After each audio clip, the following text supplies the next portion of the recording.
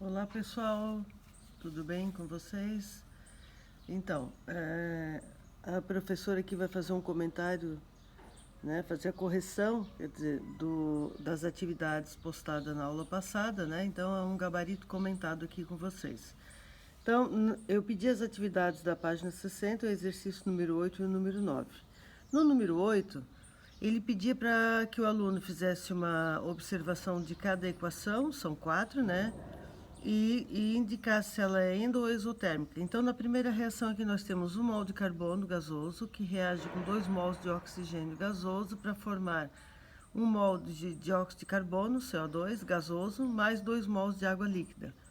Lembrando que toda reação química que tenha uma matéria orgânica em combustão, por que está queimando? Porque o oxigênio é o comburente, é o que alimenta o fogo, né? E é estado padrão, vai resultar em dióxido de carbono e água. Então, essa reação aqui é uma reação completa de combustão. Com certeza é uma reação exotérmica, até porque o ΔH deu negativo. Toda vez que o ΔH é menor que zero, porque a reação é exotérmica. Beleza? Na segunda equação, 1 mol de óxido ferroso, óxido ferro, quer dizer, sólido, reage com 3 mols de carbono sólido, né? Uma reação que vai resultar em 2 mols de ferro sólido mais 3 mols de monóxido de carbono. Então, essa reação aqui não daria para dizer se é endo ou exo, porque a gente não tem mas é uma reação de simples troca, né? Para quem lembra lá no primeiro ano. Com ΔH de mais 490 kJ, kJ.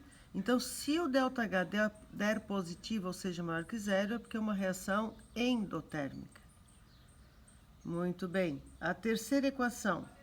6 mols de dióxido de carbono gasoso mais 6 mols de água líquida para formar 1 mol de glicose. Isso aqui é uma glicose sólido, ó. Tá? 1 mol de glicose mais 6 moléculas de gás oxigênio. Essa reação aqui é o inverso da combustão, se vocês prestarem atenção, né? Se o CO2 e a água estivessem no produto, seria combustão, mas como ela está no reagente, então ela é uma reação endotérmica, até porque o ΔH deu positivo, tá? Quarta reação, 1 mol de ácido clorídrico aquoso mais 1 mol de hidróxido de sódio aquoso vai formar 1 mol de sal, né, NaCl, cloreto de sódio aquoso, mais 1 mol de água líquida.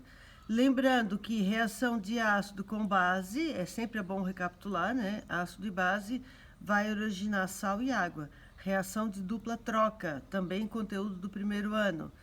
Essa reação aqui é uma reação que está liberando, ou seja, negativa, ΔH menos 57,7 kJ, exotérmica.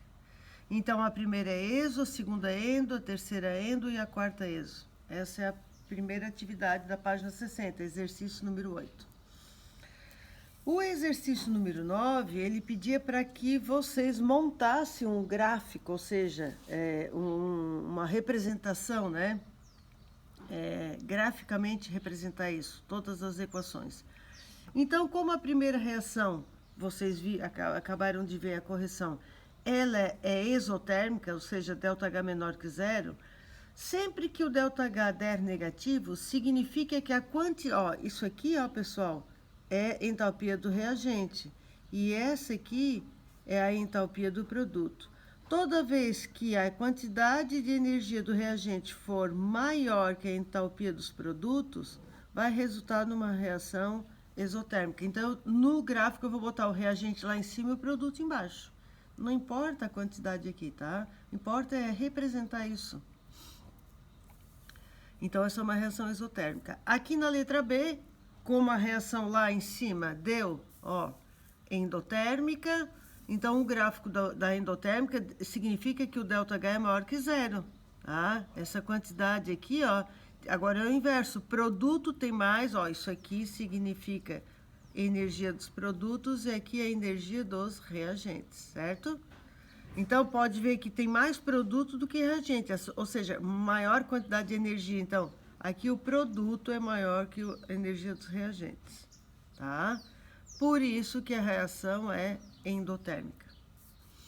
A mesma coisa na letra C. Na letra C, isso que está aqui é a entalpia do produto e o que está aqui é a entalpia dos reagentes. Então, essa quantidade aqui que a professora não botou significa uma reação com ΔH maior que zero. Por que é maior? Porque nós temos a quantidade de energia no produto é maior que a quantidade de energia do reagente. Por isso é uma reação endotérmica. E na quarta reação, que a gente acabou de ver aqui também, está dizendo que é uma reação de dupla troca entre ácido de base, formação e água, é exotérmico, está aqui o ΔH negativo, né? Então, está aqui a representação do gráfico, tá? Por que acontece isso? Porque a quantidade de calor, de energia do reagente é maior que a quantidade de calor do produto. Aí resulta numa reação exotérmica. Exo vem de exalar. Esses são os exercícios da página 60. Na página 64, eu pedi mais 2 exercícios. O primeiro exercício, que é o 17, eu pedi para que vocês analisassem a água líquida, oxigênio gasoso, carbono diamante, carbono grafite e nitrogênio gasoso. E ele pedia a entalpia de formação padrão, ou seja, qual dessas substâncias que tem entalpia de formação padrão, ou seja, igual a zero, mais estável.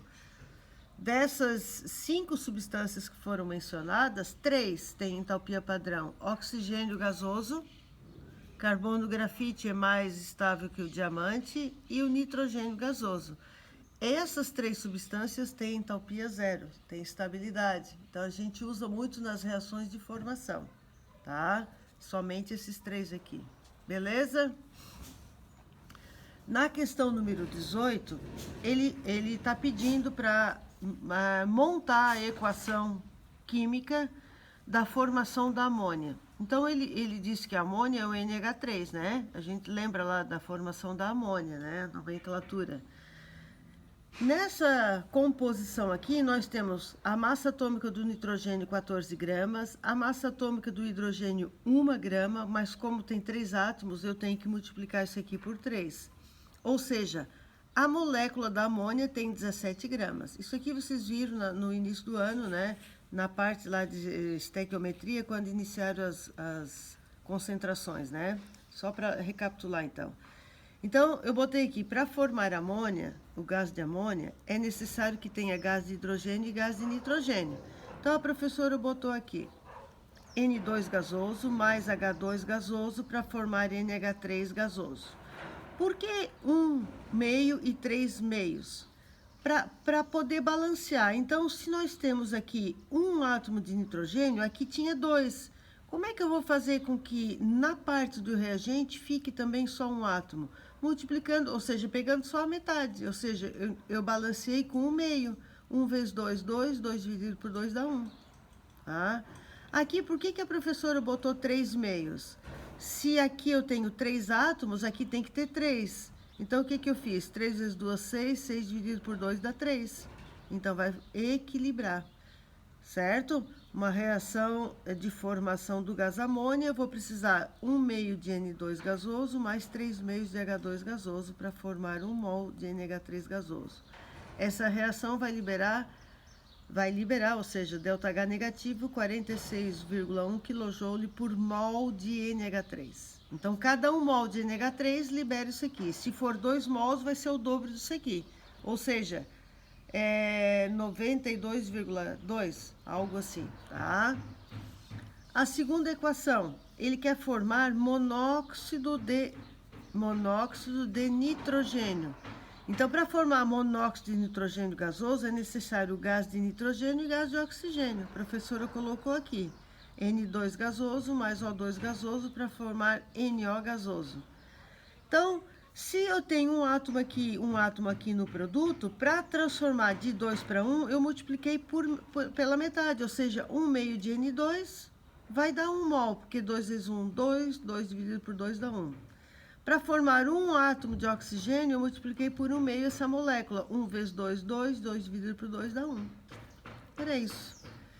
Para a aula de hoje era isso, pessoal. Está aqui, então, a resolução das atividades. Beleza?